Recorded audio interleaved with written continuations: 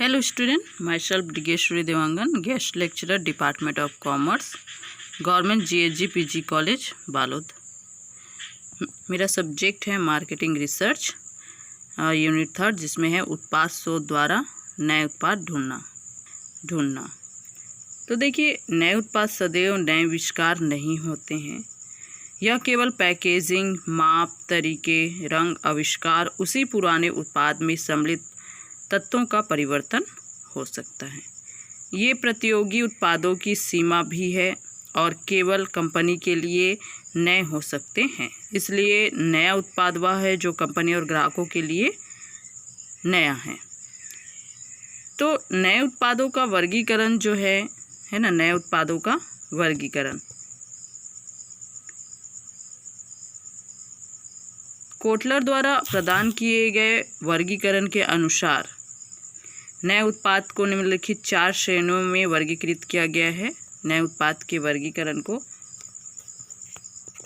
है ना, 4 श्रेणियों में वर्गीकृत किया गया है। प्रसन्नता वाले उत्पाद, अपर्याप्त उत्पाद, अच्छे प्रभाव वाले उत्पाद और वांछित उत्पाद। तो इसको एक डायग्राम के माध्यम से समझते हैं।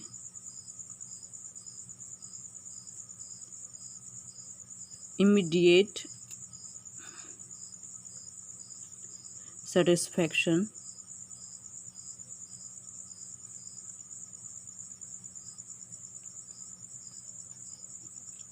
इसमें 2 है, एक आपका जो है लो है और एक हाई है। ठीक है, अब इसमें 4 कैटेगरी में आपको बांटा गया है। सैलेटरी प्रोडक्ट्स,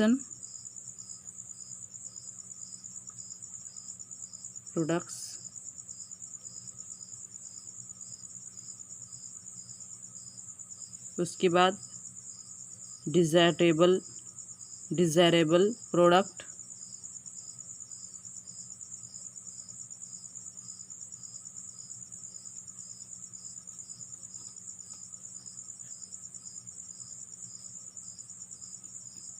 फिर आपका चौथा है डेफिशिएंट प्रोडक्ट,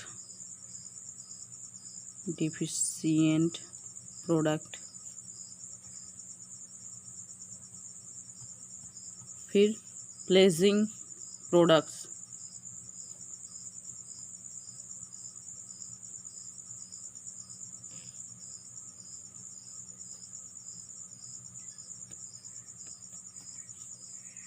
ठीक है। तो इसमें लॉन्ग टर्म कंज्यूमर वेलफेयर,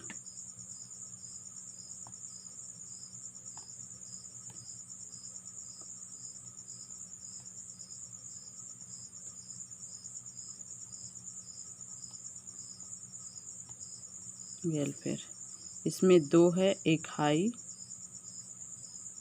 और एक लो। ठीक है, तो इस तरीके से प्रसन्नता प्रदान करने वाले उत्पाद वे हैं जो उपभोक्ता को तुरंत उच्च कोटि की संतुष्टता प्रदान करते हैं, है ना, परंतु लंबे समय काल में उपभोक्ता को हानि पहुंचा सकते हैं, जैसे सिगरेट है, शराब इत्यादि, है ना। संतुष्टि तो प्रदान करता है ना, लेकिन लंबे समय में वो उसको क्या पहुंचा सकती है, हानि पहुंचा सकती है। अच्छे प्रभाव वाले उत्पाद उपभोक्ता को तुरंत संतुष्टि प्रदान नहीं करता है, परंतु यह लंबे काल में लाभप्रद होते हैं, जैसे कम फास्फेट के साथ कपड़े धोने का पाउडर कपड़ों को साफ करने हेतु अधिक समय लेता है, परंतु यह कपड़ों का जीवन काल क्या कर देता है, बढ़ा देता है। फिर है तीसरा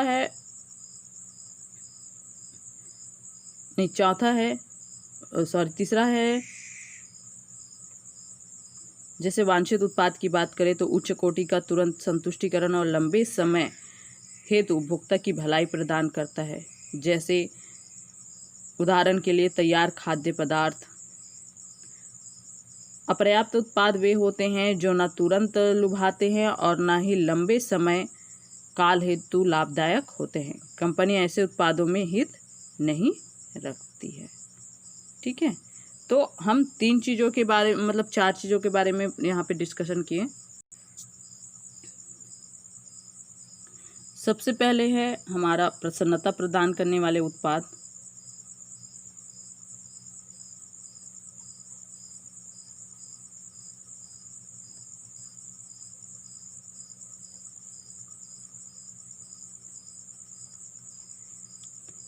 तो ये वह उत्पाद होते हैं जो उपभोक्ता को क्या करता है, बहुत ही उच्च कोटि की क्या करता है, संतुष्टि प्रदान करता है ना, उच्च कोटि की संतुष्टि प्रदान करता है।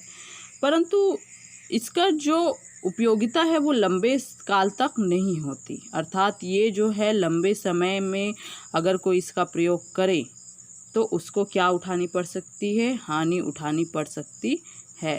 जैसे उदाहरण, सिगरेट, शराब।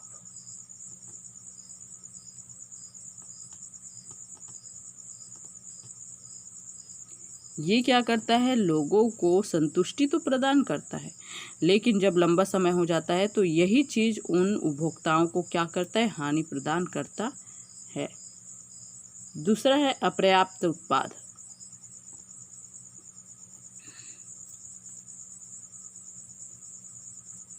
तो अपर्याप्त उत्पाद वो होते हैं जो ना तो तुरंत लुभाते हैं, ना ही लंबे समय में वो क्या करते हैं, लाभदायक होता है ना।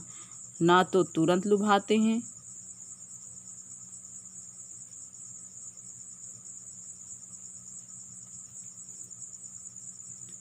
और ना ही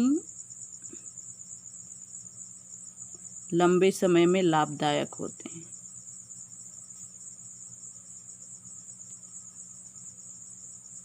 लंबे समय के लिए लाभदायक होते हैं।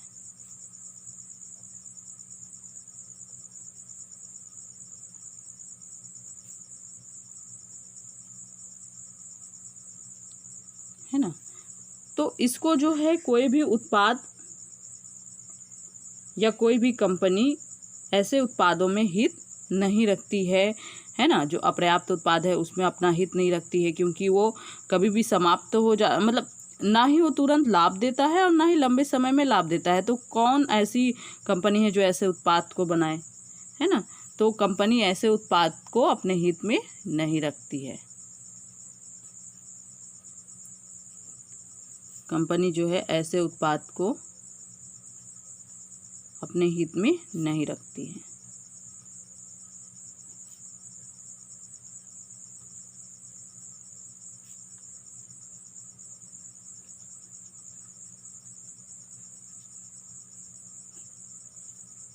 ठीक है। अब तीसरा है अच्छे प्रभाव वाले उत्पाद।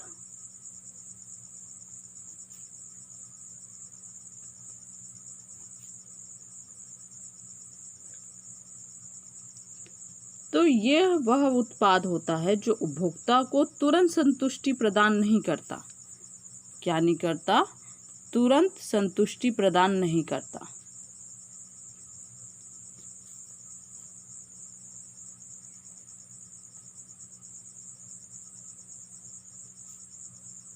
लेकिन लंबे समय में लाभदायक जरूर होता है।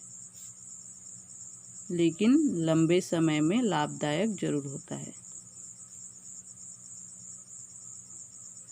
लाभदायकता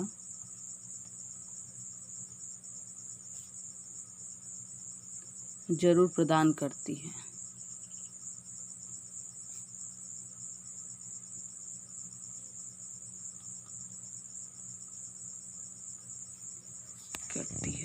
ठीक है।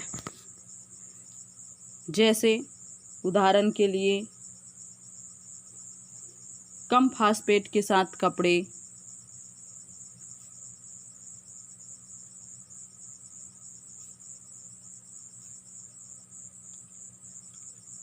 कपड़े धोने का पाउडर,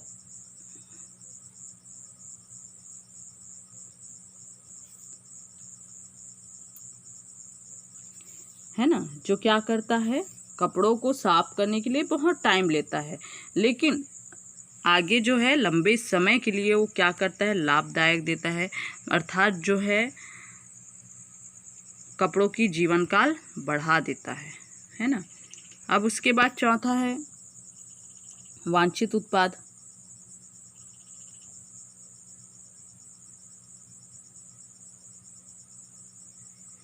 तो वांछित उत्पाद वो होता है जो तुरंत संतुष्टि और लंबे काल के उपभोक्ता का जो है भलाई प्रदान करता है। ये तुरंत संतुष्टि देता है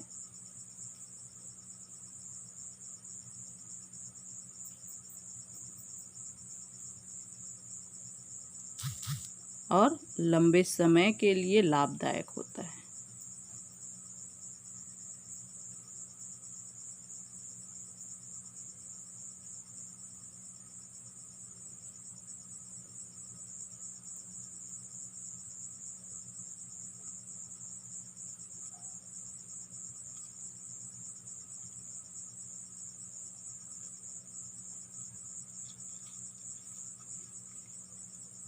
जैसे इसका एग्जाम्पल है खाद्य पदार्थ।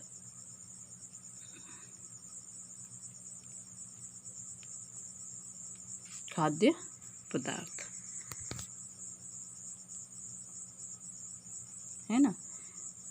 तो ये तो हो गया आपका जो है जो उत्पाद है ना, नए उत्पाद है, शोध द्वारा नए उत्पाद को ढूंढा जाता है। अब इसका संगठनात्मक प्रबंध।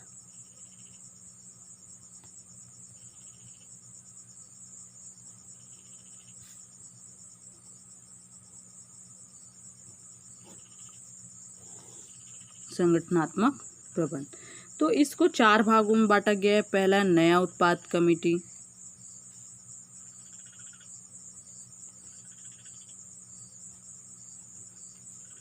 दूसरा है नया उत्पाद विभाग,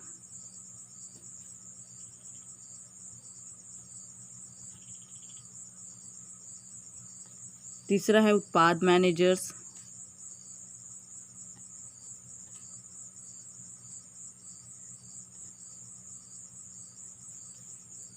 चौथा है साहस टीमें।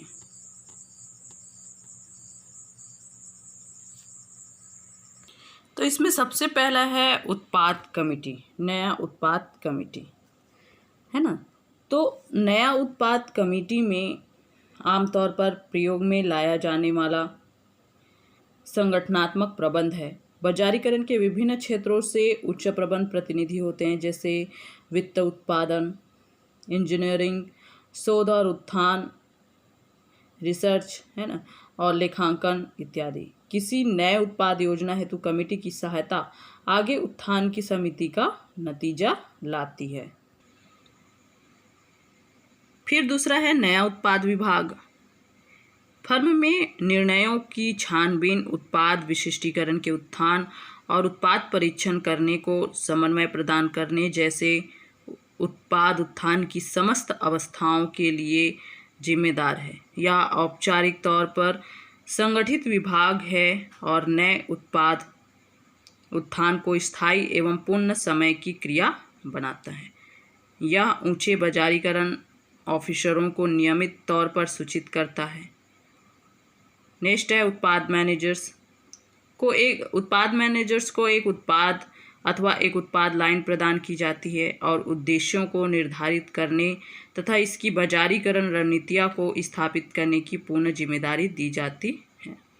उत्पाद मैनेजर एक उचित दाम निश्चित करता है ताकि कंपनी को उचित लाभ हो सके, विज्ञापन और उत्थानित क्रियाओं का ढांचा प्रदान कर सके और साथ ही साथ वह क्षेत्र में बिक्री प्रतिनिधियों के साथ भी कार्य कर सके। एक विशिष्ट उत्पाद तथा उत्पाद लाइन के लिए मूलभूत जिम्मेदारी लेने का जो साथ नए उत्थान है, नए उत्पाद विचारों की उत्पन्नता और वर्तमान उत्पाद में सुधारीकरण लाने हेतु सुझाव उच्च अधिकारियों को देता है। नेक्स्ट है साहसी टीमें। साहसी टीमें यंत्रीकरण, नवीनीकरण, पूंजी प्रबंध और बाजारीकरण विशेषता के स्रोतों के एकत्रीकरण द्वारा नए उत्पाद क्षेत्रों को उत्थानित करने के लिए होती है। साहस टीमें नए उत्पाद कमेटियों के लिए विभिन्न क्षेत्रों की विशेषज्ञों को सम्मिलित करते हुए तैयार की जाती हैं। टीम का सीधा संबंध उच्च प्रबंधकों से होता है और उसे एक प्रोजेक्ट के रूप में मुख्य जिम्मेदारी सौंपी जाती है। विनियोजन पर भावी लाभ और उत्पाद की अद्भुतता के दृष्टिकोण से टीम की मुख्य जिम्मेदारी प्रभावी योजना बनाना और उसे क्रियान्वित करना होता है। अब देखिए उत्पाद योजना बनाना, है ना। उत्पाद योजना बनाना और उत्थानित रणनीति के अंतर्गत जो है उत्पाद योजना बनाने से भाव है एक कंपनी के विभिन्न उत्पादों के लिए योजना बनाना तथा उत्थानित एवं सफल बाजार ढूंढना। इसका मूलभूत संबंध नए उत्पादों हेतु विचार प्राप्त करना, मदों की छानबीन करके विधिवत शोध और उत्थान द्वारा आकर्षित रूपों में प्रस्तुत करना और फिर अधिक मात्रा में उत्पाद तैयार करके उनका बाजारीकरण करना। नए उत्पाद संस्थान की समस्त विधि में कंपनी के भीतर अन्य योजना बनाने के क्षेत्रों के साथ सह संबंध की आवश्यकता होती है। उत्पाद योजना बनाने और उत्थान के जो है मुख्य उद्देश्य है थोड़े जीवन काल वाले उत्पादों हेतु स्थापित करना, फर्म की उन्नति दर में गिरावट को काबू में लाना, फालतू कोषों तथा फालतू क्षमता को प्रयोग में लाना और वर्तमान उत्पादों में स्थायित्व लाने की सुधार लाना। Thank you.